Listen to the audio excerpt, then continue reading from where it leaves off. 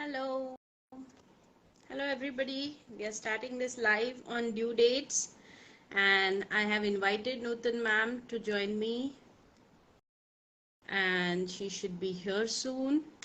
All of us know Nutan Pandit ma'am has been a stalwart in the area of childbirth education. She has been doing it for 40 years and she told me a story which was very interesting. Um, her father used to manufacture Murphy radios and that was pretty cool. Murphy radios were to have a Murphy radio was the coolest thing of that times and so the story actually, yeah, coming back to the story, why she came to natural birthing uh, was that she actually got a dental treatment when she was a child, and when she was going through all this, medical procedure of getting needles into her mouth and stuff like that, she thought, oh my god, that is awful. And when she was pregnant, she thought that if getting a dental treatment with all that medicines and needles can be so challenging, having a surgical birth or a birth where people are doing lots of things to me is not something I really want to do. So she started digging into natural childbirth, and she gave birth naturally to her two babies, and one baby with like a cord around the neck and that's how she came to birth work. And some relative of hers asked her, why don't you teach this to women? Because she started talking about how she had natural births, and people would just listen to her. Women got interested, and that's how she started, and she has been doing it for last 40 years. So that is pretty adorable, and I just love working with her. She's so soft spoken, such a lovely lady. She's here. So welcome, Nutan ma'am. I was just telling the Hello. thing about you.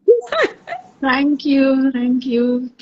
Lovely to have you here and to be here. Thank you so much. And I think now, shall I introduce you, Tapasya? Okay. Okay. So for all of you here today, Tapasya Kulkarni, she is a birth keeper and a traditional birth attendant. She has worked with many traditional birth attendants, and she had delivered babies at home. She specializes in delivering babies at home.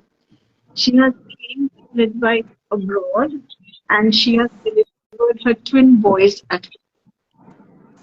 And one thing really interesting about Tapasya, which not many people know, is that she's been a public servant in India. She's been an IAS officer, and now she concentrates on birth work.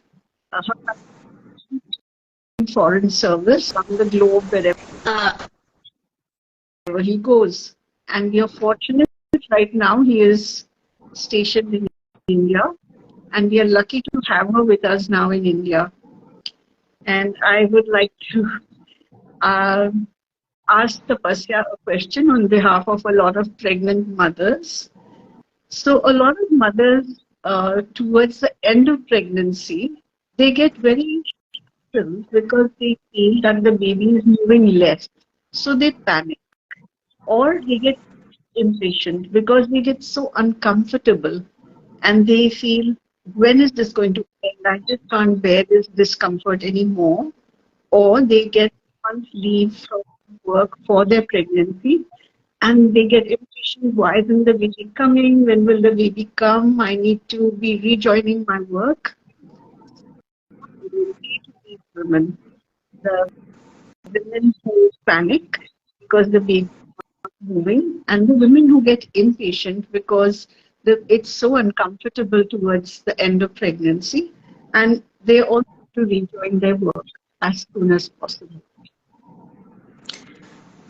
Uh, last two things are pretty real. Pregnancy Yeah. can get really uncomfortable at the end, but that does not mean we should speed things up. We will come to it later, which is called induction in medical terms, where you speed up the thing and try to bring on the labor. But let's deal with the first part, that sometimes in the end of the pregnancy you feel less movements. So foremost cause of it is now the baby has very established sleep patterns. So baby is sleeping at times, and most of the times when you are moving, babies are sleeping, and you will notice babies are more active during the night. And that pattern we see in the newborns, that first 2 weeks with newborns, they won't sleep at night. It gets really tough because they are used to being active at night. So during the day when you don't feel a lot of movements, there are a few things you can do. You can eat, and once your body gets the glucose, baby sometimes starts moving. You can just sit still, put on some music, and you will notice baby is moving now. You can just talk to the baby. There are so many things that you can do. There is something called a kick chart, where you notice at least 10 movements in 2 hours and you just note them down on a paper, and in coming next 2 hours you just note down how many movements you felt, and that's how you go about it. Because most of us don't want to get ultrasound every day, and medical providers are very comfortable getting the labor started before 40 weeks for the same reason that they want to avoid any risk of stillbirth. The research has been going on since many years, but in 2019 they did a very extensive review of the research and they came to certain conclusions. And the conclusions were that risk of stillbirth at 37 weeks is 0.11. So when we talk about risk, there are two types of risks. One is absolute risk, one is relative risk. Relative risk is the risk of happening something to you in comparison with others. And those are the numbers that are most of the times thrown at us. We never learn to inquire about absolute risk. Absolute risk is what are my chances of having this. So, but sometimes it is 100% risk or nothing. So out of 1000 women at 41 week, if 1.79 are the chances of stillbirth occurring, and if that person is unfortunately you, your chances are 100%. So when we talk about absolute risk, we have to consider how is my health, how is my pregnancy been going, and if I'm really concerned, we have tools. We go to get ultrasounds, we can do NSTs, we can do biophysical profiles, and that is valid for next 4 days. So if you are going beyond 40 weeks and your provider and you are really concerned, you can get an ultrasound and check on the baby how it is doing. You can do an NST, that is non-stress test, where they induce little bit of contractions and they see how the baby is reacting to them. Or they can do a CTG to know how the baby's heart is doing, what are the changes. I mean, heart has to be variable. The heartbeat that changes per minute is a sign of health. There is nothing to worry about. And heartbeat between 110 and 145, even 165 is totally normal when you are going about your work in every day. But when you are sitting there with lots of strips bound to your belly and you are not allowed to move much, you are going to see that in certain positions baby is not going to going to show very reassuring heart patterns, and certain positions baby is fine. Sometimes baby is sleeping, they ask you to just go for a walk, drink some water and then come again, and then they again take the CTG and fetal heart tones are fine. So what I'm saying is, on one part I believe in nature's force that babies know when to get born, And on the other hand, we have tools which with which we can be a little vigilant, but we don't have to succumb to the fear that something will happen to the baby if I go beyond 40 weeks. And that is the fear that Yes, is stemming from when I yes, don't feel the baby move. yes. I think fear is a very big factor here. A lot of pregnant women concentrate on what can go wrong, but they lack the fear, the faith that things can go right. And it's like when you breathe, how do you know your body is going to take the oxygen it requires? It just does that on its own. And you have faith. So why don't you have the same faith in birth? Why do we think of what can go wrong, right? When we eat food, how do we know it'll turn into hormones and blood and plasma? We just eat it and we just have faith it'll happen. So why can't we have faith that the birth will happen also beautifully and naturally as it's meant to? And another thing that drives, I think, the fear uh, further is also the fear in the on the part of the care providers of the doctor. So they fear because their medical training is all about what can go wrong, and apart from that, there is fear of litigation. So between the two, what happens is that there is called the white coat effect or the nocebo effect. So when a woman is feeling very vulnerable and doctors come with big huge machines and they read it on the chart and they say this doesn't look right, that is enough to make the mother's blood pressure rise. It's enough to make her pulse rise. And when all of that happens, it creates pathology in the mother. It can create pathology in the mother. So fear is a big thing that we need to let go of and be in surrender. I think to have faith and be in surrender and be in touch with their intuition. How, Exactly. what do they feel?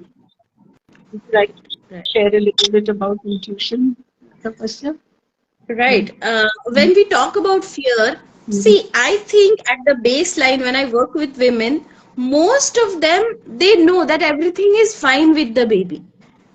Correct. But they ask me Mm-hmm. questions like, Didi or ma'am, but the doctor says that risk is this and risk Yes. is that. So, this word risk. Yes. So, first of all, we should change the word risk to chance. We can replace it with chance. What are my chances of happening something to my baby? Okay. Yes. Secondly, when they are they in the sense your care providers are throwing these things, these words like risk, we have to understand that there is a risk in life. There is a risk in walking on the road. There is a risk that some unknown vehicle will come and hit you. There is risk in everything. There is risk in eating at a restaurant, risk of getting a food poisoning. We don't know. But still, we have faith and we go about it. Then why not birth? Because birth is such Mm.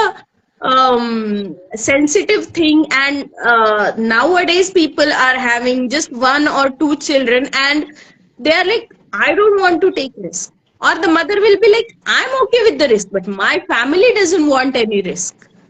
So what is this risk? Let's dwell into that. And when we Yes. think about what is risk, what are my chances of happening in that, why don't we just sit quietly and connect with the baby, connect with what my heart is saying? Because in pregnancy, all our chakras are open. Our intuition is 10 times more. This is intuition where sometimes in pregnancy you intuitively say, I don't want to eat this, or I don't want to expose myself to this situation or this place. I don't like those vibes. That is your intuition kicking in. That is your instinct. So instinct and intuitions are pretty much, there is a thin veil between them, but intuition sometimes gives you hints of what is coming in the future. And when we connect with ourselves and our babies, the intuition can be refined. It can be done. Intuition is not something magic or blind faith or nothing like that. The problem is our education system and our bringing up never educates us into listening to our hearts. We are always taught that always believe the written word, always believe the science. And in my opinion, modern obstetrics and gynecology is not science. It is running on blind faith. I mean, doctors can forgive me, but that is true because this is a favorite saying among midwives that if you want to hide something from an OBGYN, publish it because they will never read it.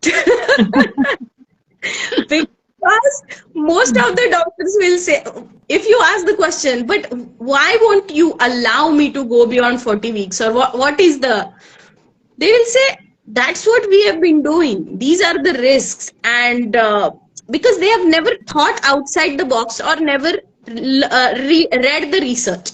Now, if we tell them that in Scandinavian countries like Finland and Netherlands and Sweden, doctors do not induce women till 42 weeks. So this information is new to them and they're like, yeah, that might be happening in Western countries, but in Indian women are different. Indian women have to be induced everybody by 40 weeks. Otherwise we'll have, stillbirths and unwanted things. I think women are women everywhere. Yes, yes. There is, anatomy is the same. Anatomy is the same. Biology is the same. Yes. So if you are asking us to trust the science, then why are you not trusting the science? Because science is telling, all human beings are similar. The anatomy works like this and physiology of birth is like that. So why do you make this distinction that no, Indian women are different and they need to be told what is to be done because we cannot trust women? So something very interesting is that the older women in India, when you speak to them, they would say that my baby was born in the 10th month. Very often we used to hear that a generation ago. And there is a spiritual master called Sri M. I don't know if anyone knows Sri M. He always says that, the baby lives in the womb for 10 months. He never says 9 months. And in fact, one of his disciples asked me, why does he keep saying 10 months? I said, he's correct. Right. It should be 40 weeks at least. Yeah. So let's go into where this thing about 40 weeks, where the obsession has come from. Like, is my estimated date of delivery some kind of expiry date, like on medicines, that after this my pregnancy is not viable or something bad will happen? So let's see where it came from. It came in 18th century, the end of 18th century. There was one gentleman called Mr. Nigel. He was an obstetrician, a new obstetrician, and he tried to calculate how we calculate estimated date of delivery. So the basic assumption is that all women have 28-day cycle. All of them will ovulate on 14th day. So if you know your last date of menstrual flow, your pregnancy will be 280 days from that day, or 264 days if you remember the date of conception. That is just 14 days. So what he did was he came up with a formula that you add another year to your date of last menstrual period, subtract 3 months and add 1 week. That gives you 40-week mark. That should be your LMP. That's how it is still calculated. And this was in the 1800s, and we are still calculating like that. And we made no modifications, no changes, no upgrades, no. Midwives tried to make as corrections to it, and midwives in later half of the 19th century came up with a formula that you have to add 20 days instead of 7 days, because simple fact that not all women are going to have a 28-day cycle. Somebody will have a 32-day cycle, somebody will have a 37-day cycle, somebody will have a 26-day cycle. So if you have more days to your cycle, 1 week should be given as a grace, because people who have longer cycles will ovulate later in their cycle. So your Yes. pregnancy has to be given 1 or 2 weeks more. So that is how midwives came up with this formula of adding 20 days. And now the research shows that on an average, only 50% of women will go in labor at 40 weeks. 75% of women will go in labor at 41 week 3 days. That again means 15 days, almost 10 days more to your EDD. That actually fills the gap of logic behind why midwives say that 20 days should be added to your, LMP plus 1 year minus 9 months plus 20 days. So that you get extra 10 days grace period. And not all babies are equal. So some babies will come at 38 weeks because they are ready. Some babies will come at 36 weeks and they will be ready, breathing, everything. Although medical system would like to call them preterm babies, but they will be absolutely fine. They will be breathing fine. They will be latching. They will be breastfeeding.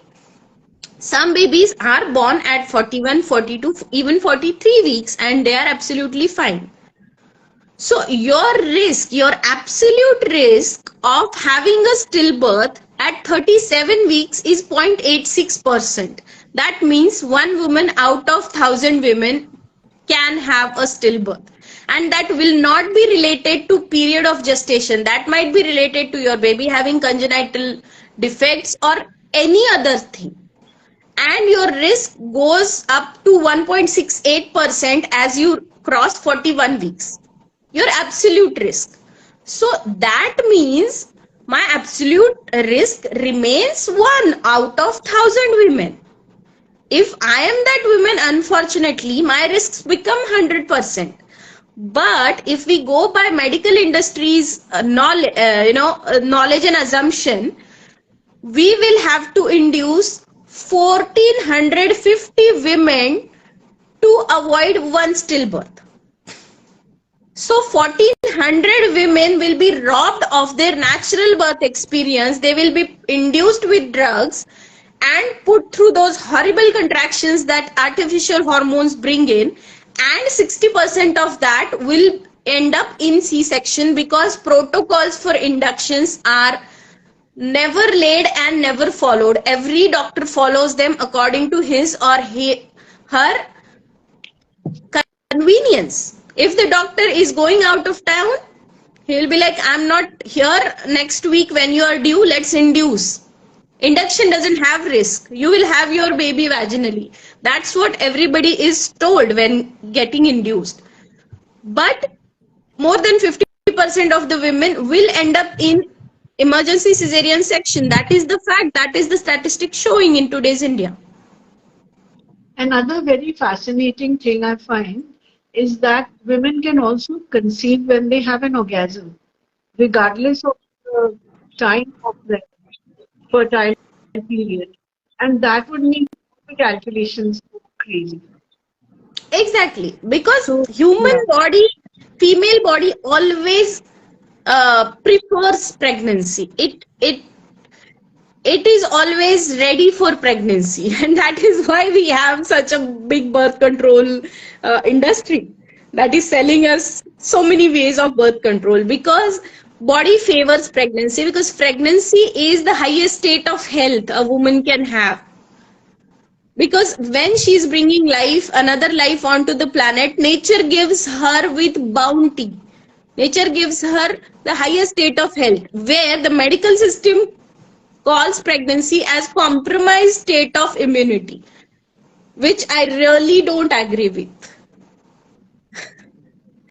So yeah, I mean, when the being has to come on the planet, it will come, irrespective of your calculations.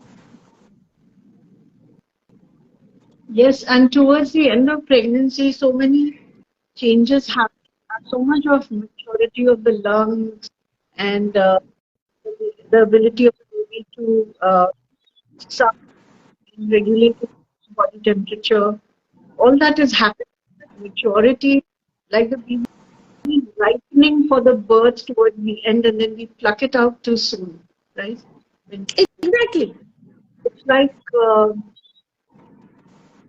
I think up to 36 weeks, the baby gains 200 grams per week and 15 ml in the brain every week. So each week we prepone the birth, we deprive the baby of that growth.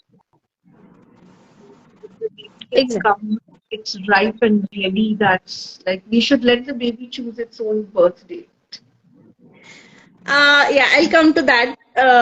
This is a funny story, but the first point that yes, baby is developing lots of neurological connections in the brain in last few weeks of pregnancy, and that's how the baby is going to make connections of comprehension, cognition, love, trust, emotions, everything.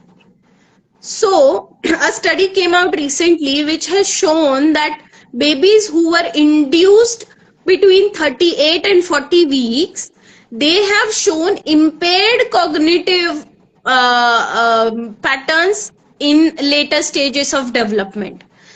Babies who have chosen their day of birth, babies who came out of spontaneous labor and were breastfed longer, have shown better neurological development, better brain development. So that is not something we are telling you out of thin air.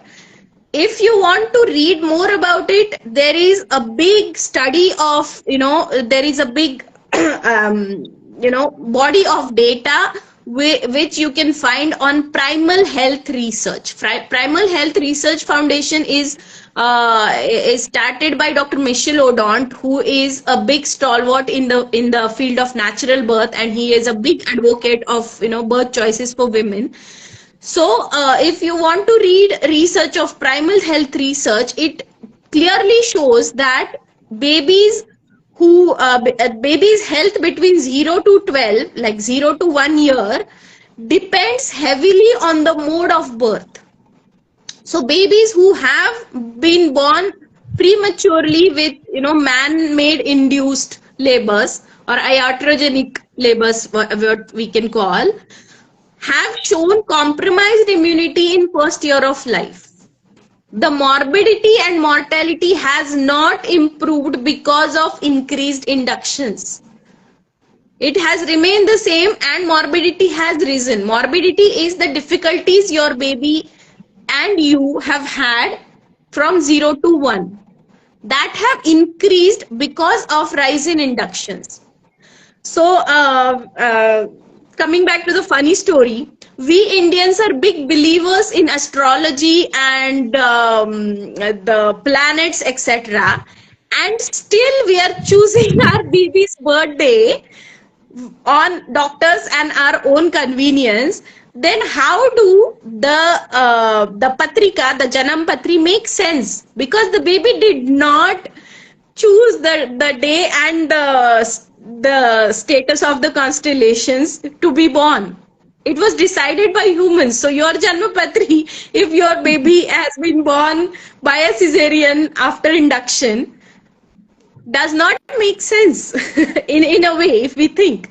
And still we Indians are so obsessed about it, and we never think that what are the health implications that are going into it. So one of my favorite sayings is urban, modern, educated women are doomed health-wise because we blindly follow what doctor is saying. We never ask questions or we never apply my mind that what if I let my pregnancy go beyond 40 weeks?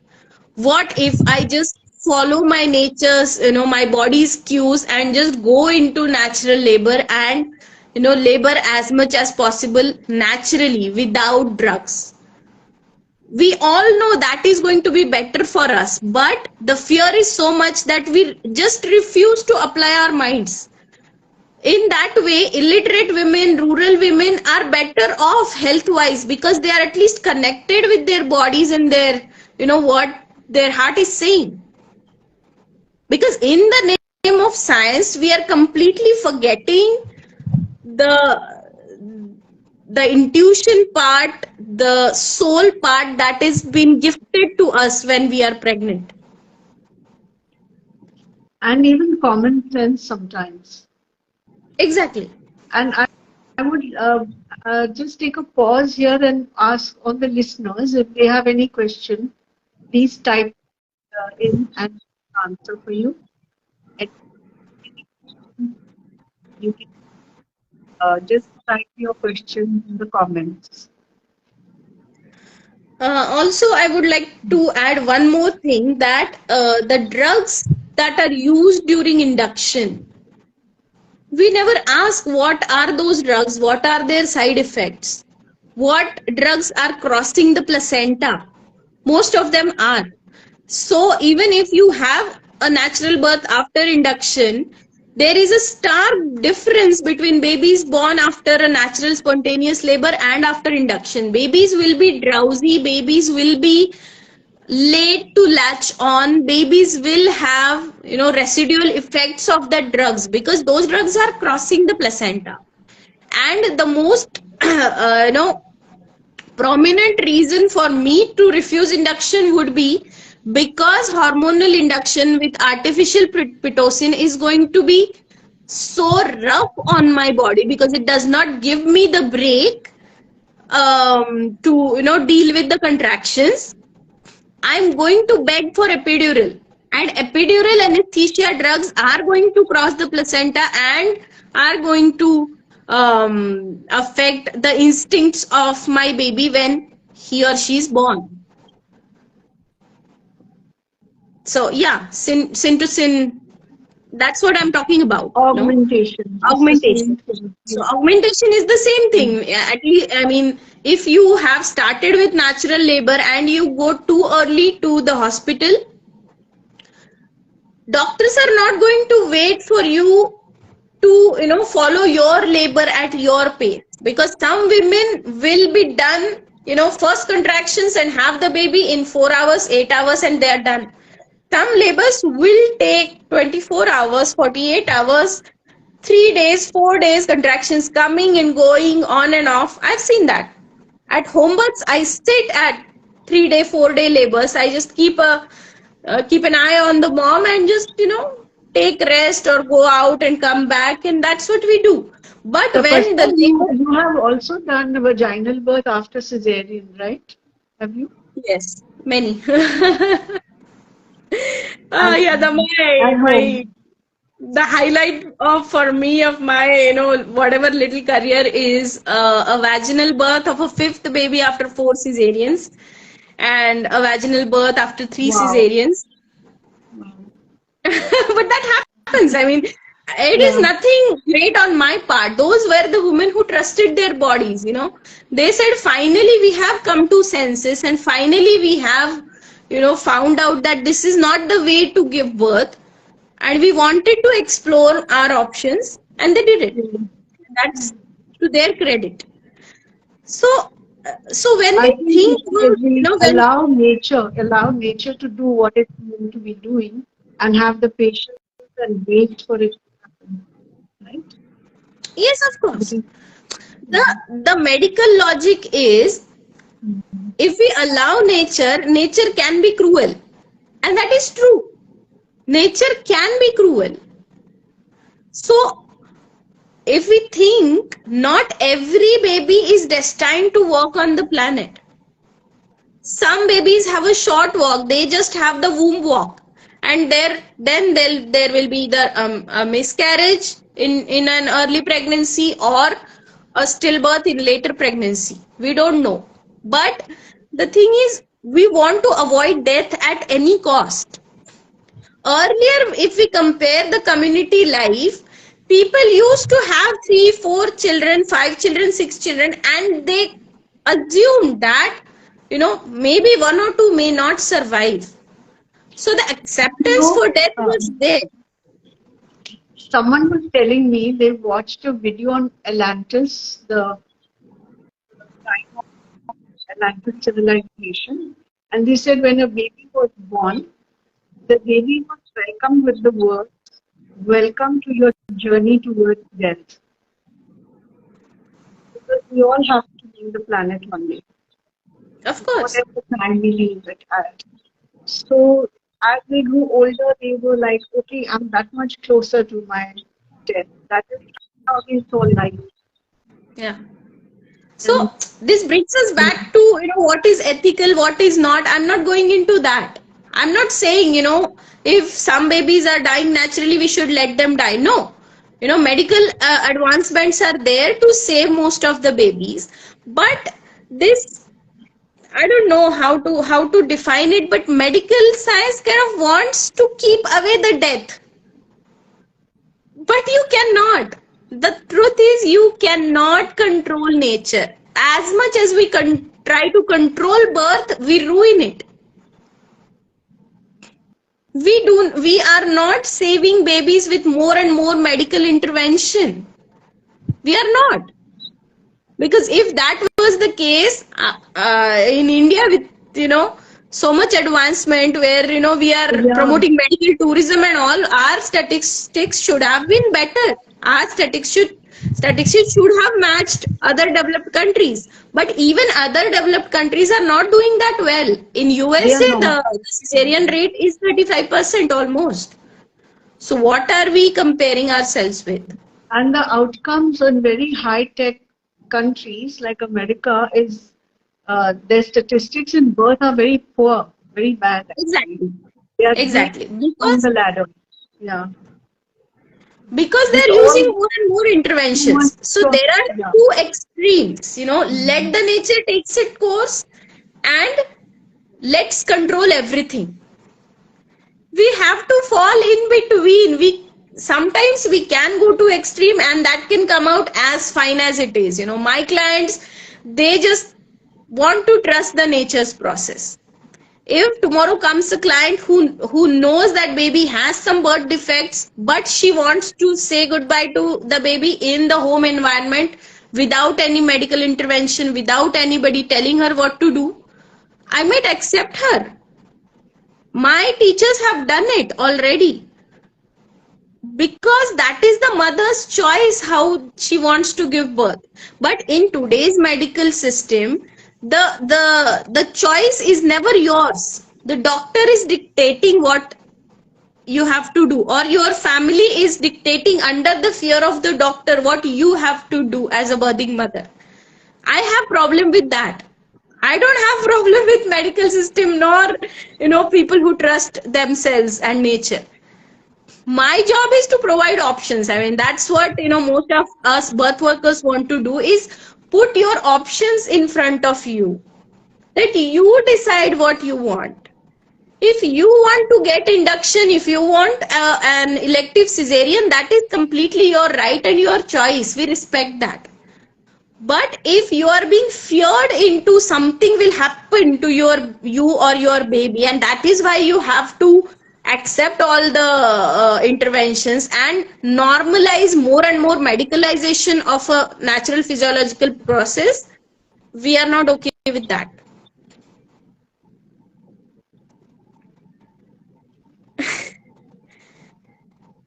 So, yeah, I mean, you Yeah, want that's so to share true. some. I think the mother's choice is so important. What does she want? That is so important. Exactly. And like you said, without being intimidated by anybody or anything. That is what we call informed choice. But Yeah. informed choice is just at least paid a lip service in Western countries. Here, informed choice is trampled upon. Doctors laugh at you when you say, I have done some research and I don't want to get induced, or I want to birth in this way and that way. When you give them birth, your birth plans, they are thrown out of the window, and doctors ask you, who's the doctor who has done the studies and who knows better than you? But in my opinion, only the mother knows best. No doctor, no machine can tell you what is going on with the baby. If there is something Mhm. wrong, your intuition is going to tell you, I need to go and get myself and the baby checked. and your intuition is going to tell you, no matter what this test results say, I just feel the baby is fine. And what is so amazing is that we forget that birth is something so natural. We have Exactly. thinking of it like someone's ill or something. They're not ill. They're healthy pregnant women. And they need to be treated as that and not as potential time bombs or something like that. Yeah, Something they're will go treated like wrong. bombs waiting to Yeah, explode and emergencies I waiting mean, to and happen. everything is built around fear, which confuses the mother, and she loses contact with her intuition as a result. Uh, Also, the the amount of information available on the web, on the internet, it's very difficult to sift out what is relevant, what is not. Like if she feels fewer movements and she goes on the net, she gets frightened because of what she sees. Surfeit of information without being able to sift what is the right information. That's Exactly. a bane today, actually. Most of Right? the information that is thrown to you by Google is scary. It is. And if it is not scary, it is propaganda driven. Yes. So, what if I'm a pregnant woman? What am I to do? Where do I find out? So, I would, give some practical tips. Find out who are the childbirth educators in your area, or find them online. There are so many. There are so many websites like evidence based birth and birth connection, and so much is available online. You just have to know what I have to look for. And it's I sometimes when you go to a hospital class, prenatal class, it can be driven by commercial interests, like you may be driven to think about an epidural is a good thing, and you can also buy insurance, you can also bank your stem cells, and you can also have a and have blah blah blah. But if you go to Most of private the hospital person classes. teaching classes independently, they don't have these commercial stresses on them. So they Right, teach you the pure stuff as right. compared to the hospital ones that.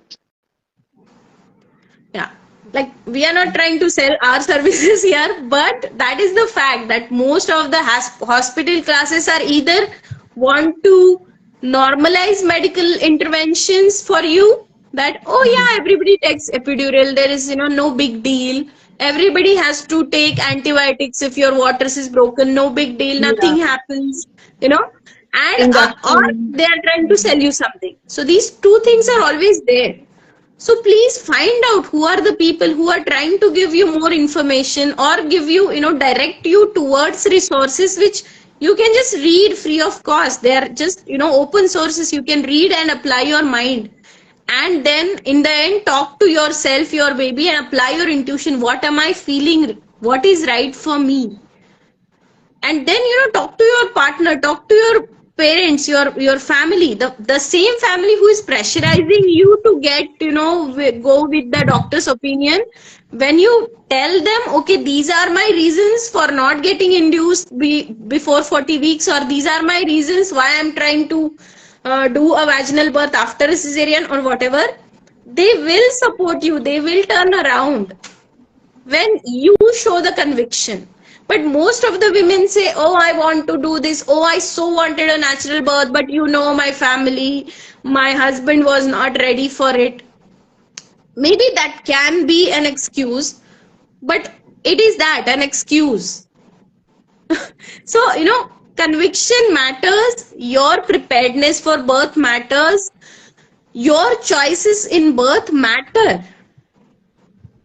We are giving our bodies for birth and rearing the child, and with our soul and everything we are bringing up that child. So I think that is only fair, that what I feel should matter.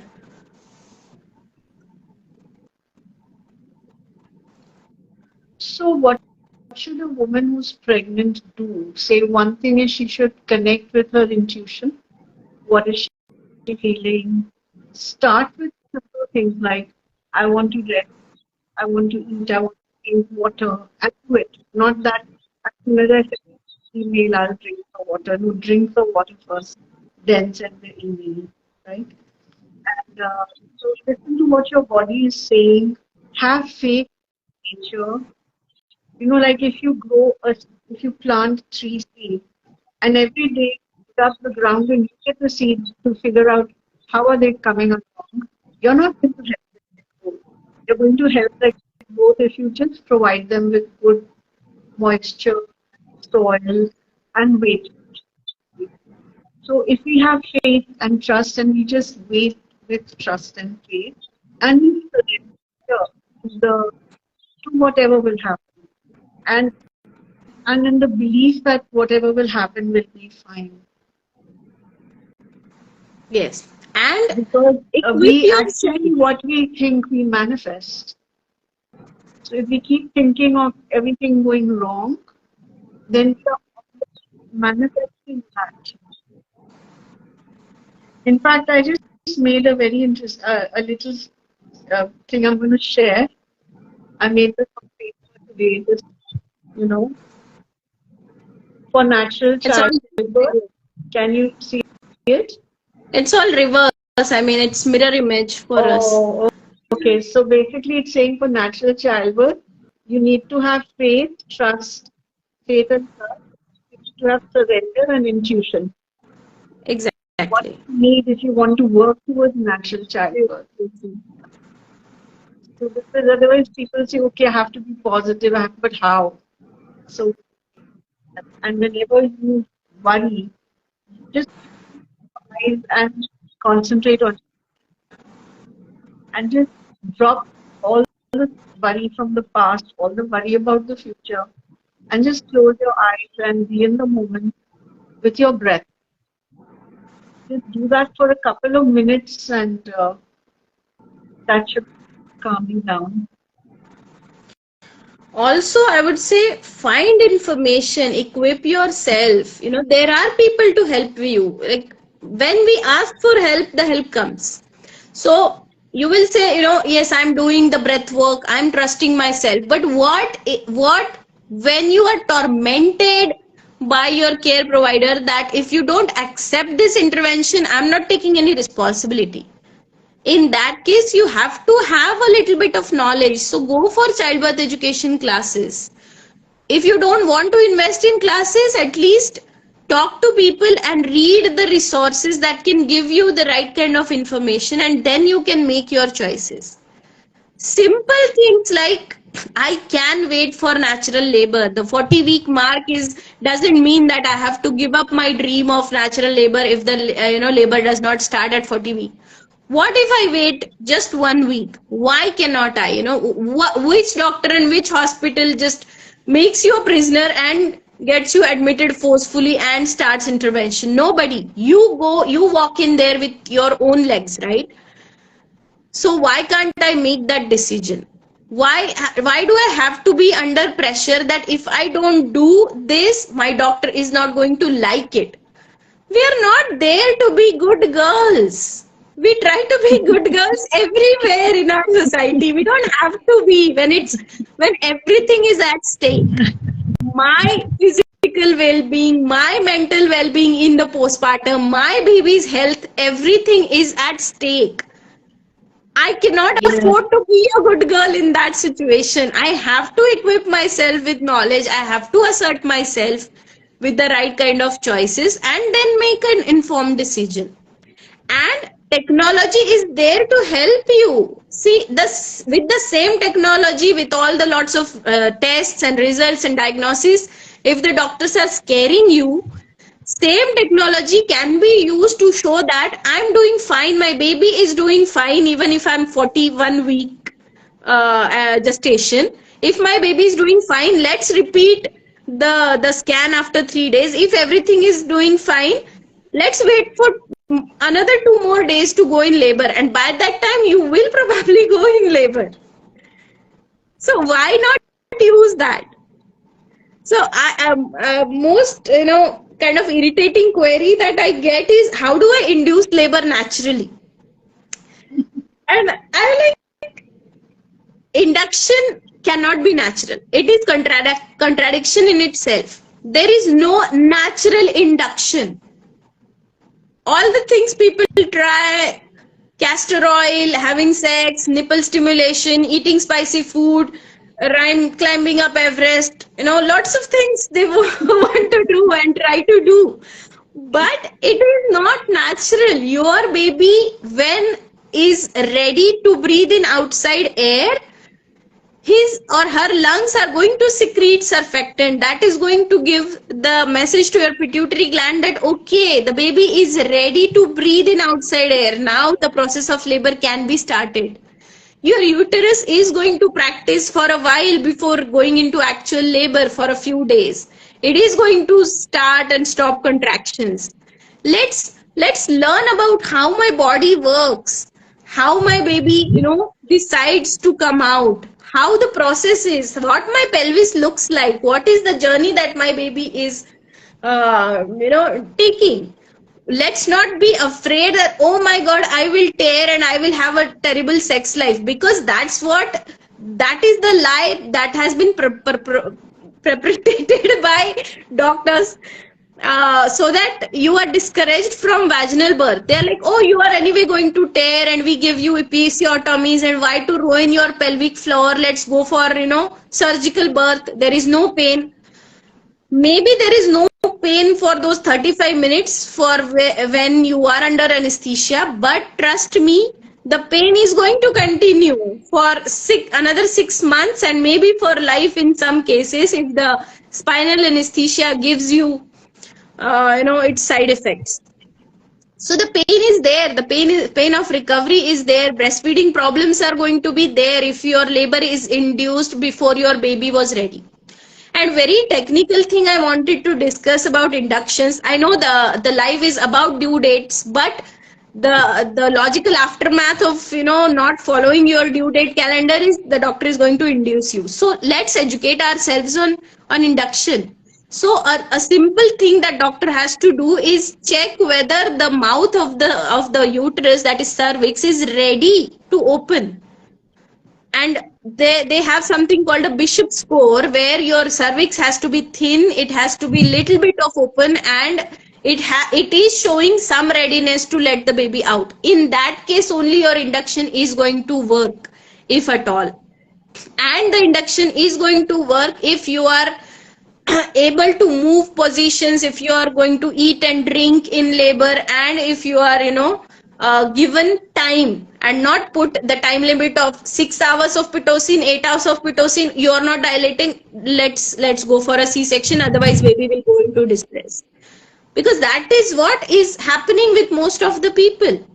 Most of women, when they tell us the C-section story, it follows the same line. That doctor said, oh, you are not in labor at 40 weeks, let's induced. And when she checked me, I was just 1 centimeter and my cervix was not at all soft or not all ready or whatever. And then they induced me with Pitocin, and then they said baby is getting distressed, now we have to do a C-section. So how many times do I have to listen to that story? Thousands and million times. It frustrates me. Why are we letting this happen to our own bodies? Why don't we just educate ourselves? Most of the women will say, I didn't even know they were going to induce me. The doctor just said get admitted on so and so date and you will have your baby. Didn't you think for a moment how is going to that happen? Do they have magic? No, they have drugs and surgical instruments that make them happen, and those things come at a cost. So we have to think about it. And that is the whole point of doing this live. And because me and Nutan ma'am, we get frustrated all the time when women say, oh, we didn't want to get induced, we wanted a natural birth, but now I'm going to get admitted because so and so is saying such thing, or doctor is saying if something happens to the baby, I'm not responsible. Anyway, doctor is not going to be responsible for your birth. Make it very clear. You are signing 50 types of papers that is saying if something happens, we are not responsible. They are so well protected by the law, their lawyers and everything, that ultimately responsibility of your well-being and your baby's well-being is on you. So why not take that responsibility with open eyes and with some consciousness behind it? That is our only request. We are not here to advocate about only natural birth is better and C-section is not good, and no extremes. Every motherhood has to go through certain things for a greater cause, for your own growth. Your baby was destined to come that way. There may be millions of reasons, but why cannot I do my bit to make myself conscious and make at least some choices? I have cards laid out in front of me and then I can choose. I shouldn't be forced like a puppet by the system that favors surgical birth all the time, because we all know lots of economy is involved around surgical births and lots of interventions and keeping your babies in NICUs for no reason. Lot of money is there. We all know that, but we don't accept it. When it comes to me, it's like I don't want to take risk. Well, funny, because you are taking a lot of risk by getting induced. That's what I wanted to say. I think, Tapasya, you put it so well that there is so much at stake. It's just not an induction. It's the future of your baby, the future of yourself, the future of your family. There's so much at stake. People don't realize sometimes when they take this decision. Mostly, actually, they don't realize induction. There is a question there. Can you read that, Tapasya? Where? I think we took the question from Yogyata on Syntocinon and Pitocin, but nowadays maximum hospitals are doing the same. Very hard to find hospital doctors with patients. Okay, Janki is saying this. I think it is law of demand and supply.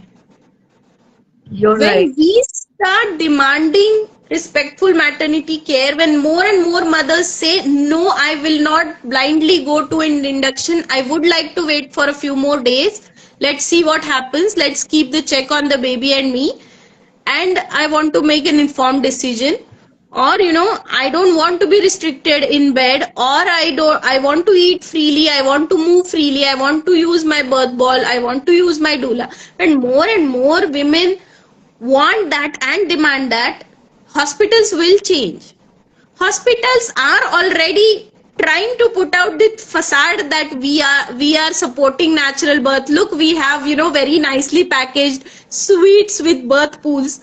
That is a different story, that they will not let you use birth pools unless you are a very perfect candidate. Your labor has to start before 40 weeks. You don't have to have any gestational diabetes, blah, blah, blah, hundreds of parameters. Only if you fit in them, then only we will allow you to labor in water. But we won't like your baby to come out in water because, we are afraid of infection. So, hospitals at least are forced to allow doulas, or some hospitals are advertising that, we have doulas, we are training doulas, or whatever, corporate hospitals. That will seep down slowly. When more and more women ask for change, when more women say, I don't want another cesarean, I want to try for natural birth, then hospitals will start supporting VBAC. I think Instagram is going to cut us off soon. So, that will be my last remark, that let's demand respectful maternity care, and it